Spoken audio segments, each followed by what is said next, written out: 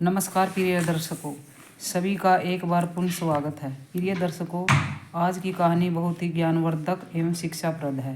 प्रिय दर्शकों, आज का हमारा प्रसंग है ईश्वर की सच्ची पूजा। ईश्वर की सच्ची पूजा। किसी नगर में एक शेख रहता था। एक दिन रात के समय उसे एक सपना दिखाई दिया। सपने में उसने देखा कि एक देवदूत उसके कमरे में खड़ा है। वह देवदूत एक सोने की किताब में कुछ लिख रहा था। शेख ने उस देवदूत से पूछा, श्रीमान जी, आप क्या लिख रहे हैं? देवदूत ने उत्तर दिया, मैं उन लोगों के नाम लिख रहा हूँ जो परमात्मा के सबसे बड़े भक्त हैं। शेख ने अपना सिर झुकाकर निराश भाव से कहा, क्या ही अच्छा होता कि दूसरों की तरह मैं भी ईश्वर का पुजारी होता। मैंने तो कभी न प्रार्थना की है, न भजन किया, न व्रत किया और न उपवास किया, न कभी मस्जिद में नमाज पढ़ने गया। निश्चय ही मेरा नाम तो आपकी सूची में नहीं होगा।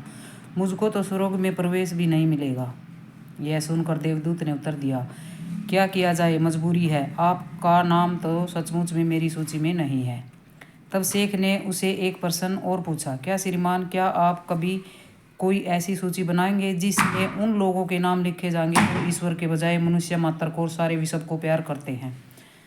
देवदूत ने उत्तर दिया, जी हाँ, मुझे एक ऐसी भी सूची बनानी है। जब शेख ने प्रार्थना की, तब तो कृपया करके आप मेरा नाम मनुष्य की पूजा करने वालों में लिख लीजिए। देवदूत ने ऐसा ही किया और अंतर्धान हो गए। दूसरे दिन शेख को फिर वही सपना दिखाई दिया। सोने की पुस्तक हाथ में लिए देवदूत फिर आया। कमरे में खड़ा होकर वह अपनी पुस्तक के पन्ने पलटने लगा। शेख ने उसे पूछा, अब आप क्या कर रहे हैं श्रीमान?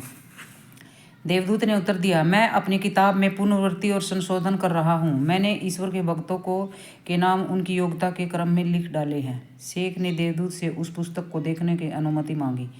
देवदूत ने उसको पुस्तक दिखा दी। उसे देखकर शेख को बड़ा आश्चर्य हुआ, क्योंकि उसमें तो अपना नाम मनुष्य पूजकों की सूची में लिखवाया था, परंतु पुस्तक में उसका नाम ईश्वर भक्तों के सबसे पहले स्थान पर लिखा हुआ था। यह बात अनोखी लगती है, किंतु है सत्य। यदि हम मानव की पूजा करें, अर्थात मानव को मानव न मानकर ईश्वर का स्वरूप माने और सृष्टि को ईश्वर का अंग माने, तो ईश्वर की सबसे बड़ी और सच्ची पूजा यही है।